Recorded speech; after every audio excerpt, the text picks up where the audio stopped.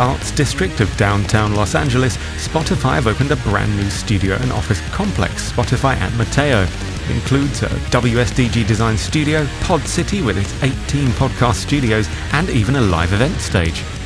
My name is William Garrett, and I'm the senior music producer and studio development lead here at Spotify.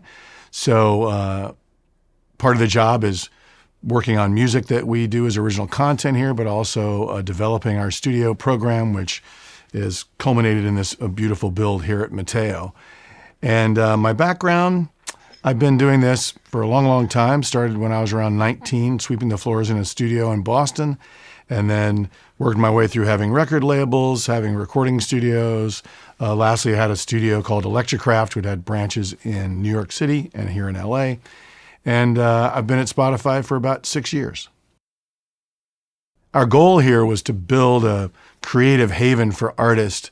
And in building a non-commercial in-house studio, we have a world where artists can come in and work on original material for us and original content that gives them this crazy, playful, creative space. I've used, all the experience I have over the years to be able to create a studio where, for me as a producer and a recording engineer and mixer, and our team here, we really planned out where every knob is, where everything is, just from years of experience of working in a million different studios. And then we fill it with an amazingly curated collection of instruments. So when artists come in, we instantly have a topic to talk about because, artists and bands, they're into the gear that makes records because that's what they do. So when we can say, check out our console or look at this cool piece of gear or here's a 1959 Gibson acoustic, it creates an instant rapport. So the feedback we've gotten is just that everybody feels like it's a bit of a creative cocoon and they can really do their best work here. My name's Chris D'Angelo. I'm the head of studio facilities for Spotify. Spotify wanted to develop their own studio suite to enable all of our artists and creators and employees to come together at a world-class facility to create really unique and amazing content for the platform, be it using video stages, music recording studios, podcast recording studios, event spaces, etc., all those kind of supporting areas. We even went around to, the great studios of the world and talked to them. We went down and saw, Paula Salvatore at Capitol Records. We went over to East West and talked to Candace Stewart and Rob Goodchild over at United and said, how do studios, how do they work well? And when do you find studios operating at optimal levels where people are being at their highest apex of creativity? How do you support artists? Yeah, when you start thinking about designing a facility like this, that it's so broad, it's so diverse, there's so many different things available to do here, what you really need to do is start with the artist and how are artists going to come in and use the spaces? What do the engineers need and what do they want and what do employees need? Then we sat down with John Storick and Josh Morris over at WSDG and said, hey, we've got this big idea. And, do you guys want to get involved and help us really flesh this out? And so then the process went into working with them for some time and really seeing it grow and develop out all the ideas. And then the final step is you kind of go out to the ProCrafts, the ASGs, the SPLs of the world, and you get all the best kind of designers and integrators, and you get them all on the team, you share that clear vision with them, and then you just get out of the way and let them do what they do best. For me personally, as a producer over the years, I've learned that sight lines are incredibly important when you're doing a full band live. Everybody needs to be able to see each other. And we went to great lengths here to make sure that when I'm standing behind the console here, I can see all the way to the singer in the vocal booth and everybody. So we have great communications as we're sort of putting the track together. And then the other thing is being able to make them comfortable with a great cue mix and all that sort of thing. And then I think for me as a mixer, some leakage is healthy, but massive leakage sometimes is not so great when you're trying to balance something. So to have proper isolation and everything really, really helps. And when they're in there playing, I'm working really hard in here to make sure that the mix that they hear when they walk back in the room is as good as it can be. So I'm sort of mixing as I go to make sure, folks walk in the room and go, oh, this sounds amazing. Let's go do another take. This is amazing. So out in the live room of Studio A, we've been able to curate this with a bunch of amazing instruments, and that gives a great vibe when folks come in the room. So in the keyboard world, we've got a B3 that was in the band Social Distortion, so a little bit of vibe from that. We've got the 1969 Wurlitzer Red Top, only made red tops in 1969, so a pretty unique piece. Then we've got guitars, new and old, Fender, Gibson, Martin.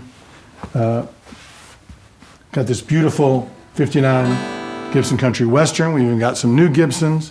We've got Peter Hook from New Order, his bass that he played on the last tour. We decided purposely not to clean it because we think the funk is still on it from that tour.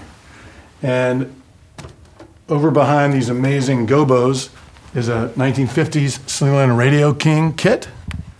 Sounds great. We got the drum doctor from here in LA to tweak it up, and it just sounds miraculous. Bass World, 3 different choices, Supro, G&K, and then this B15 that came from Stone Temple Pilots. And then we've got some amazing guitar amps over here from this Marshall head that on the back there's a label that says Sentinel Beast, a band you need to look up. And then this mid-30s Gibson to the Watkins Dominator, which came from England. And it came through Florida. We hope that that Eric Clapton brought it over with Derek and the Dominoes. And then we have this amazing piece. It's called a frying pan. It's a lap steel that was the first commercially available electric guitar ever made. And the Rickenbacker brothers took the technology that Les Paul had figured out and put it into the first one that was commercially available. And it was used in big bands when Hawaiian music was very big. This vintage Steinway upright from the mid-'60s has a special place for me because in doing a session about 20 years ago, I recorded some demos with a young singer, and her name was Nora Jones. And she recorded the song Don't Know Why for the first time on this piano, and it was recorded several times more before it became a classic worldwide hit, but the first time was on this piano. So it's a lovely thing. Our friends at Steinway tweaked it and got it back into great shape after all these years, and we're using it a lot. Spotify Singles is a program where artists come in and record 2 songs. It's loosely based on the concept of an old 45 vinyl. So you've got a side A and a side B. So the side A is an original song by the artist that they reconstruct, reimagine, and we really take hold of the opportunity to do something really cool. And the B-side is a cover song. So the cover can be their favorite song that influenced them to get into the business. It can be something they perform live that's never been recorded.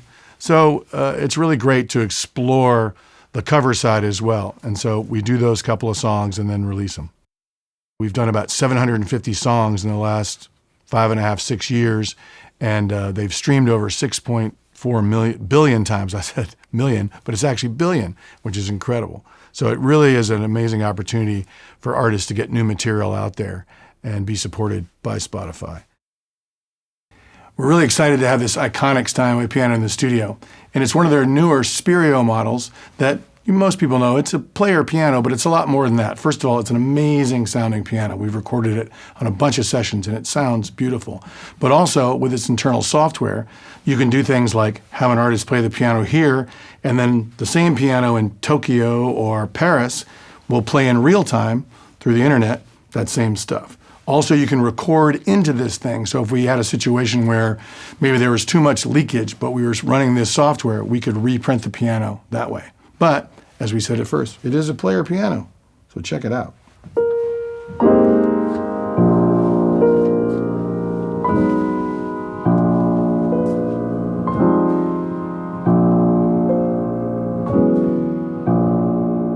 Part of the reason we have the in-house studio as well is it fits more into an overall campus with the podcast studios, performance space and stuff. So it's really a creative campus that we've created here in LA. The way that podcast studios are different when you start to think about how you design them is, again, the foundation is they have to sound brilliant. So they have to be fully isolated. They have to have good characteristics. So what was really important to us was that all of our studios are built on the same physical principles. They all use the same exact technology, from the mics all the way down to the cables to the compressors. Everything is exactly the same, so that whatever room you go into, you are very close in acoustic qualities to the room that you were in the last time or the time before that. And that's true not only here in Mateo in our podcast studios here, that's true for all of Spotify's podcast studios. So if you go to New York or you go to London or you go to Stockholm, they are all built upon the same principles with the same technology stack. So you're at least starting out with very similar acoustic qualities across all of these rooms. Also, when you start to think about conversations and things that can be annoying or pulling you out of the moment, one of the things that we looked at doing was the latency into the headphones, right? So when we first started out, the way it's designed, you have quite a bit of latency that goes from the microphone to the computer back to the headphones. And it can cause a little bit delay and pull you out of the moment. So we actually went as far as designing our own headphone boxes that connect up more directly. So we have a sub 1 millisecond latency to your headphones, and then you have a sub 4 millisecond, mix minus coming back for everybody else in the room. So it keeps you more engaged and more in the moment and less aware of the studio around you. We designed this great system so that when the podcaster comes into the room, it will enable them to come in and just hit a couple buttons and be off and running. So we designed a whole set of software on a tablet. So when you come into the studio, you say, I need mic number 1, I need mic number 2, I need this phone call and this Zoom connection coming in. That goes to the tablet, it goes back to the central machine room, it figures out what you need, it sends a Dante stream back to the computer in the room, launches your Pro Tools session, names it, fully configures everything as needed to make the session work the way you want it to. And then once you hit record, it starts recording locally, and it also backs up that recording to a network attached storage device, and then that is further backed up to the cloud. So you have kind of a triple redundancy there. So you don't even have to worry if your file is capturing. You can rest assured everything is being handled behind the scenes with 2 or 3 touches of a tablet. The thinking behind the studio was to create a true mix between modern and more tried and true technologies. So to have an analog, signal path coming in, going to some great mic pre's and vintage mic pre's, compressors, stuff like that, just gives a particular sound to the DAW world. But it's also meant to be super flexible, so you can get the best of both worlds. So we can do something in the box in this room, but we can also enhance it with a bunch of analog. In the credenza behind the console, we've got some really nice outboard gear. Stuff you're all familiar with, you've seen before, including this Unfairchild, which we love. We keep it on the 2 bus for every mix, among other things. And these distressors came from Michael Brower. Now, Michael modded these back in the day, and those mods became so popular that he then included them in the new distressors. So here we have the original ones from Brower, and then 2 of the newer ones with the same modification. And our SSL G-Series bus compressor came from Michael Beinhorn. So they're all boxes, but it's great that they've had some amazing songs run through them with some amazing engineers behind them. In looking for a console, everybody's fantasy is to have a vintage console of some sort, usually designed by Rupert Neve. But we function very rapidly here, don't really have the infrastructure to maintain something like that. So Rupert Neve Design offered us just a really classic sound in a reliable sort of modern situation.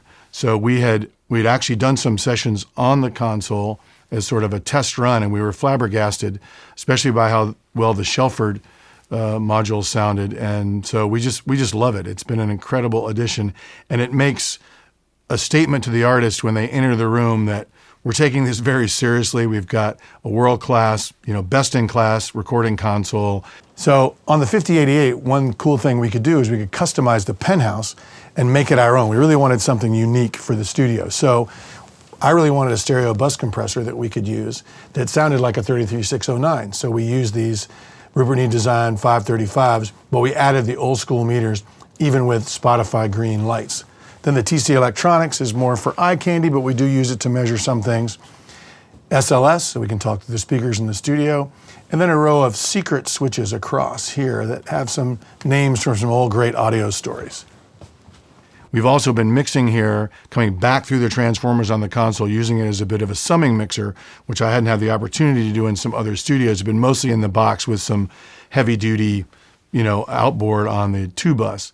But in this way, we've been using it both ways, in and out. So I just feel like it really sonically enhances. But it's very, very clean and very tidy. No hums, no buzzes, all the things that drive you crazy searching for. So it's nice having a new console with a classic sound without any of those little sonic mess-ups that some of the vintage ones can have sometime.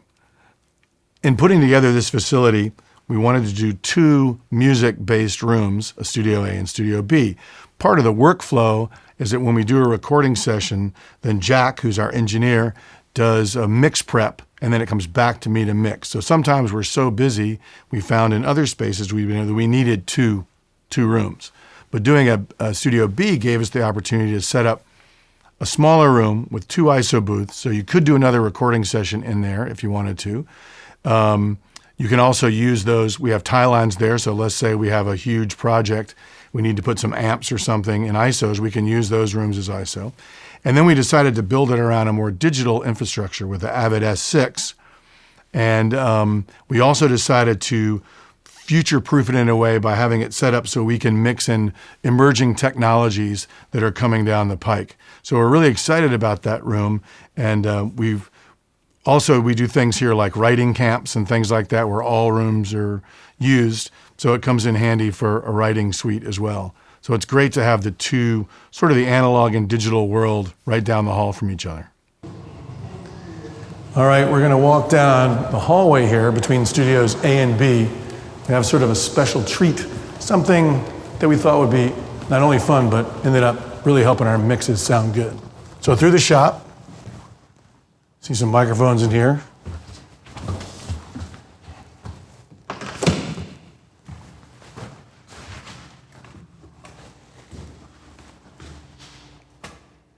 We have our own purpose-built echo chamber. So as you come in, you'll see a couple of different sets of microphones, including the binaural head. And then we got a vintage Altec 609 and had a custom cabinet made. So we use that, obviously, to bring the sound in. And we get our own echo. Very unique and something that we thought would be fun, but has turned out to be an amazing asset to our mixing because it just sounds incredible. For mic selections here, we really mix it up between vintage and new. So one of our prize of our collection is a vintage Neumann U67 that came from Clinton Recording in New York. And then we've supplemented that. We have a beautiful vintage C24 that sits in our Steinway piano, which is fantastic. We've got a pair of beautiful vintage U87s that are just fantastic, pair of vintage KM84s. But then we've supplemented with, obviously your Shure mics, new AKG 414s. We've got some SE microphones. So we've really mixed up the collection in the mic locker to have, kind of one of everything. One of the cooler things we've got here is this amazing 2-track tape machine that we got. And we wanted to add a little analog flavor to tracks, but this turns out to sound really good once it was tweaked up. It comes from Indigo Ranch, the famous studio where Neil Young and Korn and all these amazing artists recorded over the years. And you can even see it in the background in some of the old photographs when you do a little research on the studio. What was really surprising about this machine was that my initial thing was just to throw stuff out of Pro Tools onto there, and sort of the more screwy it sounded, the better, really get that analog flavor, distortion. But after being tweaked, it sounds amazing. So we'll take vocals off a track, put it in, stuff like that. So we've really used it a lot, and it's given a nice warmth to some of the more digital sounding things that we're printing. So it's an amazing addition to the control room. Keeping in an analog vein is this cool Premier reverb tank, which is back in the 60s when guitar amps didn't have reverbs, you would use a reverb tank to add reverb. So this has a very unique spring reverby sound. And of course, space echo, gotta have it. Can tweak the knobs, make amazing stuff happen. So when we do a Spotify single, one of the things is usually we're getting artists as they're in the midst of tours or whatever. So when we started it, our ask was for 1 day. But we find that it's a much wider process than that. I personally do research. I'll look at videos of them playing live and seeing who's next to each other. So we'll set the room up so it's more of a configuration. We discuss how they like to make a record. One of the things that everybody around here has heard me say a million times is I always say to the artist, we're making a record. So if you like to make a record where you all play at once live, we got you covered. If you want to play, do everything separately, we got you covered. If you want to do stuff in the box, blow it into Pro Tools, we'll run it out, add whatever, we got you covered. So we're set up with really nice isolation in the room. That was a key to have a good vocal booth and a good piano booth. One of the shortest sessions we ever did was live and was 20 minutes. They played each song twice and left. And then other ones we've gone 12 to 15 hours. And then, of course, there's post-production. So we offer the mixing and mastering in-house. So that'll take another 2, 3, 4 days. And the mixing process is great fun because it's very collaborative with the artist and their teams. So we go back and forth in a very sort of egoless manner just to make sure that we're really excited and proud of it, and so is the artist. So it's really been fun to go through that process from beginning to end with all these different genres and different styles of recording and different comfort levels that people have in the studio. And for me personally, it's just great with all the work I've done over the years to sort of come to this spot where everything I've learned, I've been able to put into this studio and put into working with the bands. And it's just we just lay out a great vibe and a great technical situation. And those things combined make everybody really comfortable. Audio quality and consistency is of paramount importance to us. I mean, Spotify is at its heart an audio company. It's what we love. It's what we're passionate about. And so the goal for us is always perfection, right? That's an unachievable goal. But if you stop striving for perfection in quality and consistency, like that the reason you can't do that is that the artists that come in here and work with us, they're striving for perfection, right? They want that perfect line, that perfect turn of phrase, that awesome guitar riff, whatever it happens to be. So if they're striving for perfection, and if we weren't striving for perfection in support of what they're trying to do, I just think that would be tragic. That's all for now. If you like what you saw, please be sure to like and share it, and subscribe and click the bell icon so you know when we upload new content to our YouTube. Also find us on Twitter, Instagram, and Facebook. Thanks for watching.